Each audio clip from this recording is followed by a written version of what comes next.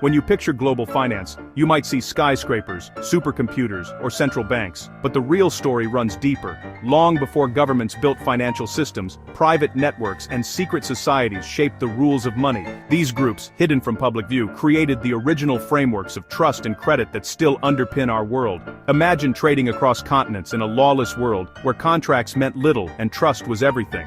Merchants relied on family, faith, and secret oaths.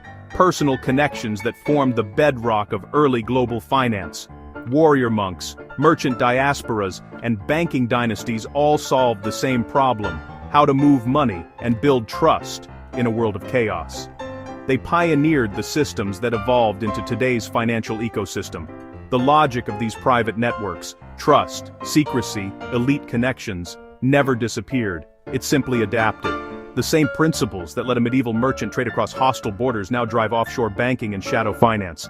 By exploring these secret histories, we reveal the invisible forces shaping our economies and lives. The unseen architects of finance are still with us, hidden in plain sight. To understand our world, we must look beyond the obvious. Let's journey back in time to uncover the secret networks that built global finance. Our story begins in the shadows, where trust was more valuable than gold. 12th century Europe. The Crusades rage, and pilgrims risked everything to reach the Holy Land. Carrying gold made them targets, until the Knights Templar stepped in. These warrior monks didn't just protect lives, they protected money, inventing one of Europe's first international banking systems. Pilgrims could deposit gold in London, receive a coded letter, and withdraw funds in Jerusalem, an early wire transfer secured by Templar reputation and secret codes. Their network of preceptories spanned continents, making them bankers to kings and popes. The Templars' financial empire operated across borders, loyal only to the Pope, and soon rivaled the power of monarchs. But their success bred enemies. King Philip II of France, deep in debt, crushed the order and seized their assets. The Templars vanished, but their innovation endured. They proved that private, trusted networks could move money more efficiently than any government. Their model, secretive, cross-border, and resilient, set the stage for centuries of private finance. The Templars' legacy is the blueprint for every shadowy financial network that followed. Their story is just the beginning. While the Templars relied on military might, others built networks on family and community. Jewish and Armenian merchant diasporas became the essential connectors of the global economy, operating across religious and political divides. Trust, shared identity, and reputation bound these far-flung communities together. Jewish merchants linked Christian and Muslim worlds, using their own credit systems and honoring agreements across continents. Armenians of New Julfa built a commercial empire from Amsterdam to Manila, specializing in silk and sealing deals with a handshake. Their networks were more reliable than any state, and even European trading companies depended on them. These groups proved that trust could be more powerful than gold, and reputation was the ultimate collateral. Finance at its core is a social technology, about who you know and who you can trust. In a world of uncertainty, these networks thrived where others failed. The Renaissance shifted financial innovation to Italy's city-states, Venice, Genoa, Florence. Here, banking families like the Medici and Bardi systematized international finance, inventing double-entry bookkeeping, joint stock companies, and maritime insurance. Their real power was information. Networks of correspondence gave them a real-time edge in markets and politics. The Medici Bank established branches across Europe, using bills of exchange to move money without moving gold. Their financial clout translated into political dominance, even shaping the Renaissance itself. North of Italy, the Fugger family financed emperors and determined the fate of kingdoms. These dynasties showed that control of capital and information could rival any army.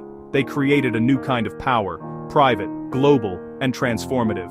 The original masters of the universe weren't kings, they were bankers. Their legacy is the DNA of modern finance.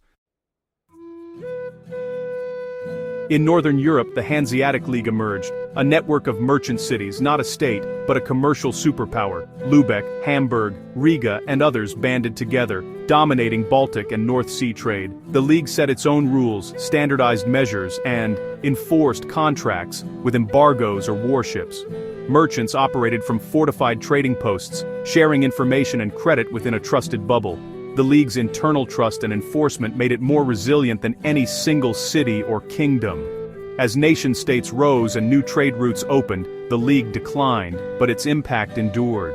It proved that private networks could create their own legal and economic order, foreshadowing the modern multinational corporation. The Hanseatic League was a glimpse of a future where economic networks rival nations. Their model lives on in every global business that shapes the rules of trade. The power of the network outlasted the power of kings. Not all networks moved money. Some moved something even more valuable: information. The Jesuits, founded in 1540, built a global intelligence network through scholarship and missionary zeal. They learned languages, mapped new lands, and sent detailed reports, Jesuit relations, back to Rome. Their intelligence covered trade routes, resources, and political shifts, giving them a strategic overview no merchant or monarch could match. Rulers and financiers sought Jesuit counsel. Their knowledge was indispensable. The Jesuits were the original global intelligence agency, centuries ahead of their time. They proved that in finance, information asymmetry is the ultimate advantage. Their centralized hierarchical network for gathering and analyzing data became a model for news agencies, intelligence services, and investment banks. Whoever controls the information controls the game. The Jesuits' legacy is everywhere.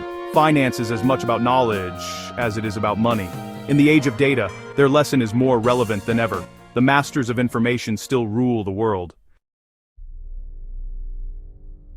The 19th century's Industrial Revolution accelerated global finance, and the Rothschilds rose to dominate it. Their secret? A family network spanning Europe's financial capitals, communicating through private couriers and coded messages. This information edge let them outmaneuver governments and markets alike.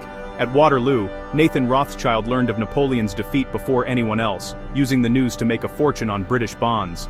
The 5 Rothschild brothers acted as a private central bank, financing governments, stabilizing currencies, and funding infrastructure. They could move vast sums with a stroke of a pen, influencing exchange rates and policy. The Rothschilds perfected private cross-border finance, proving that a tightly knit, secretive network could rival nation-states. Their model, speed, secrecy, and family trust, became the gold standard for global finance. In the age of instant information, their legacy is more relevant than ever. The speed of money still shapes the world. Beyond families and religious orders, secret societies like the Freemasons quietly shaped the global elite. In the Enlightenment, Masonic lodges united merchants, bankers, and politicians across borders. The lodge was a rare space for building trust, essential in a world of unreliable laws and corrupt courts. A Masonic handshake or sign was a powerful guarantee of character, enabling business across continents. The network facilitated deals, partnerships, and credit, creating a private system for vetting and vouching.